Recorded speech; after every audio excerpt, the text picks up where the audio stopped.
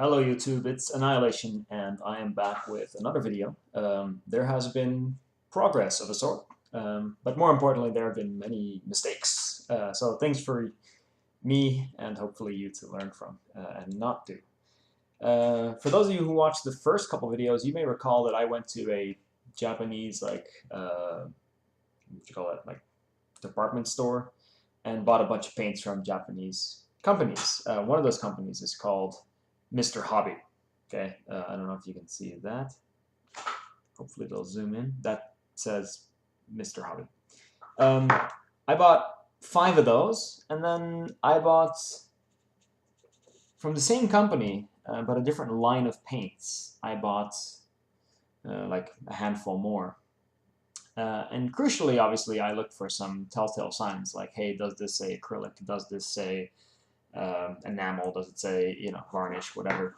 And I got all the acrylic ones, so I felt fairly comfortable that those were going to be water soluble. Turns out, not so much. The ones with the bluish greenish labels, these ones are what you might expect from acrylic paints, perfectly water soluble, work well for models, as the term Mr. Hobby implies.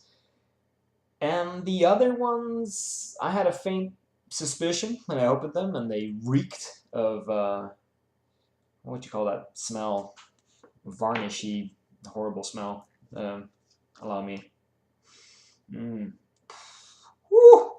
Yeah, they smell like paint thinner, basically. So they were never going to be water soluble, and I tested it out, and indeed they weren't. So I have a couple of paints which I basically can't use. That wouldn't have been a problem, perhaps, in a different country. It wouldn't have been a problem if I simply ordered paints from the Warhammer online store, which, yeah, I just did that. And it wouldn't have been a problem if I went to a Games Workshop store, which I also did. And perhaps, despite me watching a bunch of YouTube tutorials, that would have been a good idea. Maybe I should have gone to a Games Workshop shop beforehand and had a talk with the guy. I mean, he could have probably answered some questions in that direction, and could have prevented me wasting, I don't know, like $25 on paints that are basically useless to me. That being said, lesson learned and something for you to keep in mind. So when you do go out looking for hobby paints and maybe you're not going to one of the big brands such as Games Workshop or Vallejo or something like that, ask a shop assistant, hey, are these acrylic water-soluble paints that I could use on miniatures? And they could say, yeah, man, totally. Or, no, man, those are over there. What are you doing over here in the enamel section? And save yourself the trouble. As I said, I did go to a Games Workshop shop, and I really tried not to buy anything.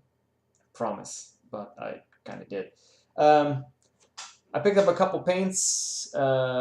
They have a whole range now in different sections. Like they've got your layer section, they've got your dry brushing section, they've got your, this one, basing section, and then they have washes and shades, and they even have an airbrush range now, which is quite nice, which I'm not ready for, but maybe soon. I also bought another brush. I told you the collection was going to grow. I bought one of these from Games Workshop. This is a medium-sized dry brushing brush. The bristles are quite coarse, which I like. All the other ones I bought were quite smooth. And for that dry brush effect, that coarseness will probably help out. And I also bought a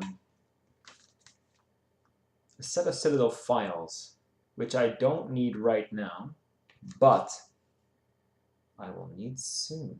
Yes. Yes, make of that what you will. There is a surprise on the way. I also did some painting. Like I said, I've been working on the Swarm Lord, no, Hive Tyrants, yes. The Hive Tyrants Venom Cannon, an extraneous leg, and the Swarm Lord's Bone Sword. And I've been trying to apply the techniques that I saw online. So we did some wet blending on the base coat, and then we picked out some highlights while it was still wet as well. I was having some trouble with like the paint stripping away. Like it was like a little dry, and then you go over it with a wet paint, and then it strips away some of the paint on the highlights. So I had to go back in and like redo some of the shadows and then redo some of the highlights. This is to be expected, I suppose, when you're new to this. The Venom cannon looks like this, and I'm really hoping this will zoom in. Perhaps if I don't show it my, here we go. Perhaps if I don't show it my face, it will zoom in. It likes to focus on the face. Will this zoom in, yes or no? Christ, how far does this have to be? I don't know. Anyway,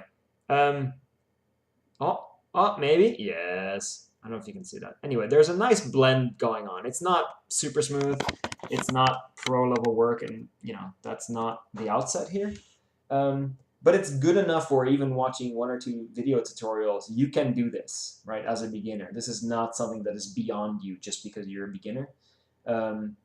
What I will recommend is don't look at pro-painted models, like, you know, prize-winning models, then go paint your own models, look at it and go, well, I suck, which, yes, but at the same time, no.